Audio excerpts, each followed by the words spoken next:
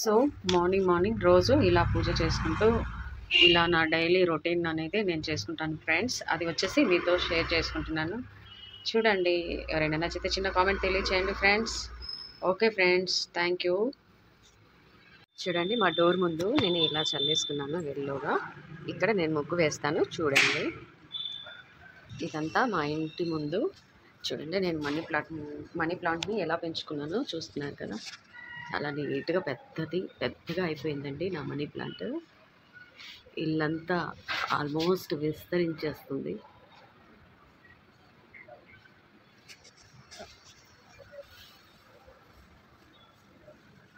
శ్రావణ మాసాలు లాస్ట్ ఇప్పుడు ఫ్రైడే శ్రావణ మాసాలు ఫ్రైడే నడుస్తుంది కదా. ఈరోజు నేను ఫ్రైడే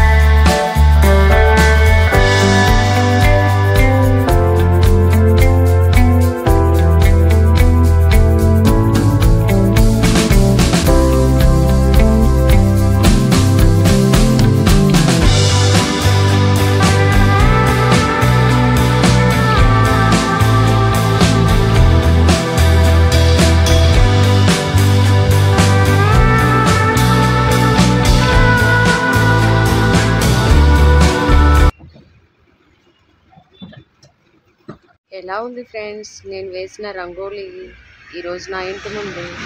చూడండి. హాయ్ ఫ్రెండ్స్, ఈరోజు ఫ్రైడే కదా, నేను పూజ చేసుకుంటున్నాను.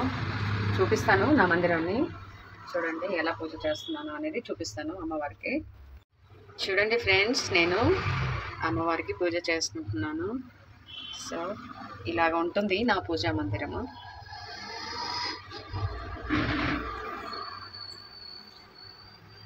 ప్రతిరోజు చేసుకుంటాను ఫ్రెండ్స్.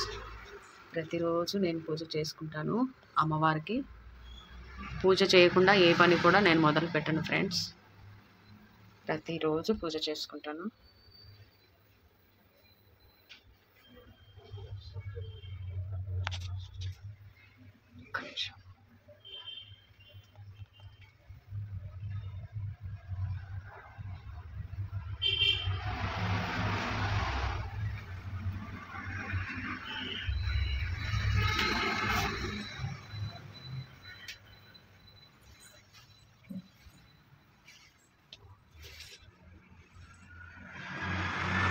చూడండి ఫ్రెండ్స్, వీడు మా షేరుగాడు.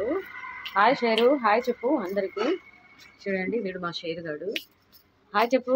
Hi hi hi hi. వీడికి కొంచెం ప్రేమ చేస్తే ఇక ఆగదన్నమాట. నేను వెళ్ళిపోతున్నా. అంత అలర్ట్గా ఉంటుంది అంటే అసలు ఇంట్లో చిన్న సౌండ్ వచ్చినా చాలు అలర్ట్గా ఉంటుంది. మీకు ఇప్పుడే నేను రిజల్ట్ చూపిస్తాను. చూడండి, ఇది ఎంత అలర్ట్గా ఉంటుంది అనేది మీకే తెలుస్తుంది. చూడండి, మా షేరుగాడు ఎంత అలర్ట్గా ఉంటాడు ఫ్రెండ్స్. ఎవరు షేరు? ఎవరు ఎవరు? చూడండి ఎంత అలర్ట్గా ఉంటుందంటే చిన్న చప్పుడు కూడా అవ్వని. ఎవరండి? ఎవరు వచ్చారు? చూడండి, మా షేరుగాడు చాలా అలర్ట్గా ఉంటాడు. సారీ నాన్న, ఎవరు వచ్చారు? ఎవరు? Okay okay. ఎవరు అంటే చాలండి అసలు. వెనక్కి వెళ్ళు. ఏయ్ కూర్చో, వెళ్ళు. చాలా అలర్ట్గా ఉంటుంది. ఇప్పుడు వీడికి వాష్ చేయాలి, స్నానం చేయించాలి వీడికి, షేర్గాడికి. సో ఇది నా డాగి ఫేవరెట్. కూర్చో, ఇక్కడ కూర్చో.